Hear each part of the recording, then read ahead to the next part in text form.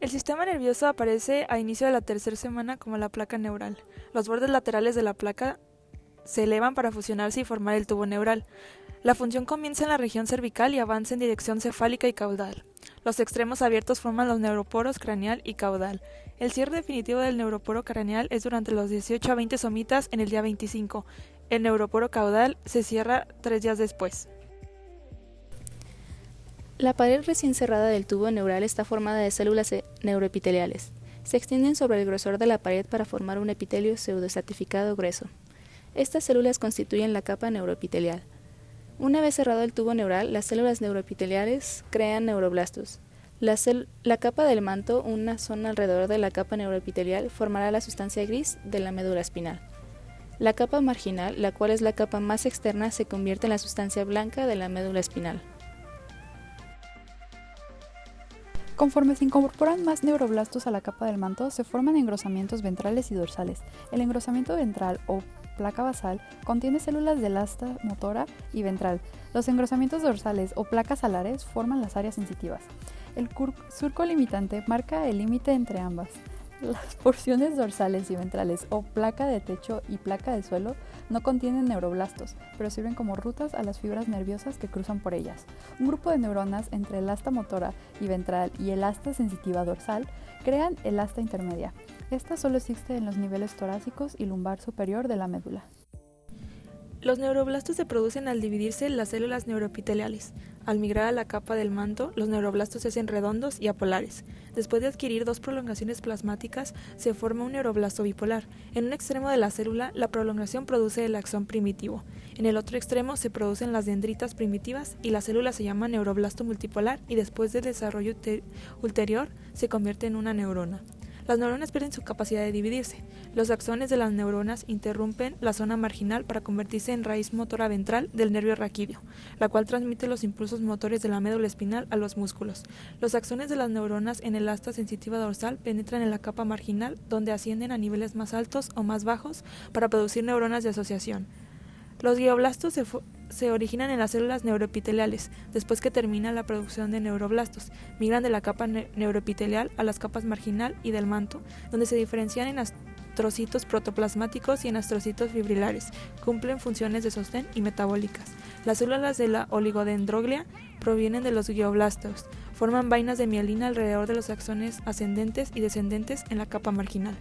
Las células de la microglia son células de sostén que derivan del mesénquima vascular cuando los vasos penetran en el sistema nervioso. Cuando las células neuroepiteliales dejan de producir neuroblastos y glioblastos, se diferencian en células ependimarias que recubren el canal central de la médula espinal.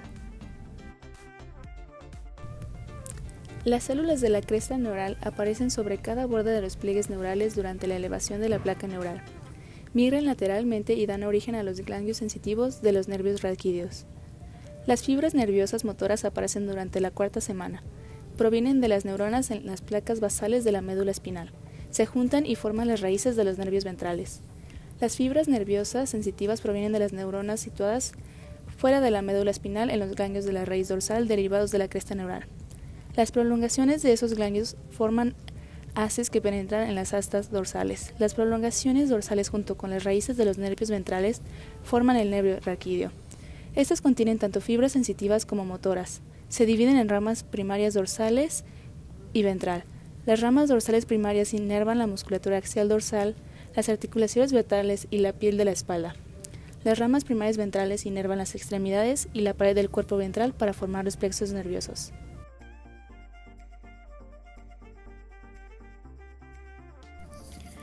Durante el tercer mes, la médula espinal se extiende a lo largo de todo el embrión.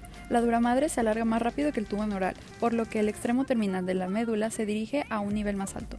Las raíces dorsal y ventral de los nervios raquídeos se desplazan oblicuamente. La dura madre permanece unida a la columna vertebral al nivel del coxis. En el adulto, la médula termina al nivel L2, L3, el saco dural y el espacio subaracnoideo se extienden hasta S2. El filum terminal marca la ruptura de la involución de la médula espinal. Es una extensión de la pía madre. Las raíces dorsal y ventral de los nervios raquídeos por debajo del extremo terminal de la médula en L2, L3 constituyen la cola de caballo. Se tiene la regulación por medio de PAX3 y PAX7, que da a las neuronas sensitivas, y la NKX6.1 y PAC6 para las células del asta ventral motora. El extremo cefálico del tubo neural muestra 3 dilataciones: las vesículas cerebrales primarias, prosencéfalo, mesencéfalo y rombencéfalo. A las 5 semanas del desarrollo, las vesículas se diferencian en 5 secundarias. El prosencéfalo forma el telencéfalo y diencéfalo, el mesencéfalo se conserva sin cambios y el rombencéfalo da origen a metencéfalo y mielencéfalo. El cerebro se puede dividir en tallo cerebral y centros superiores. Del rombencéfalo sale el mielencéfalo, el cual da origen al bulbo raquídeo, zona de transición entre cerebro y médula espinal. Además, contiene 2 placas, la basal y la alar, al igual que en la médula.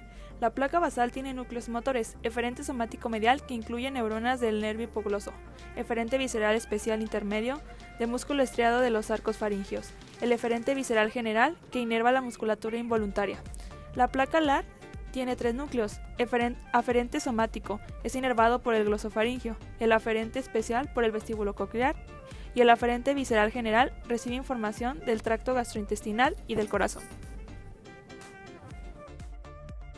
Por otro lado está el metencéfalo, el cual se encuentra el cerebelo, que coordina la postura y el movimiento, además del puente, que es una vía de las fibras nerviosas entre la médula espinal y las cortezas cerebral y cerebelosa. También se tienen las placas basales. El primero es el grupo eferente somático medio, dando origen al nervio abducens. El grupo eferente visceral especial, que tiene los núcleos de los nervios trigémino y facial. Y por último, el grupo eferente visceral general, en el cual los axones inervan las glándulas submandibular y sublingual. Por otro lado, las placas alares incluyen el grupo somático lateral, que tiene neuronas del nervio trigémino, el grupo aferente especial y el grupo aferente visceral general. En el mesencéfalo, cada placa basal contiene 2 grupos de núcleos motores, un eferente somático medial representado por los nervios oculomotor y troclear, y un eferente visceral general que inerva el músculo del esfínter de la pupila.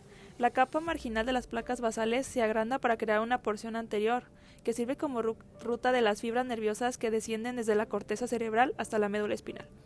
Las placas alares son 2 elevaciones longitudinales que se convierten en colículo anterior de impulsos visuales y posterior de reflejos auditivos.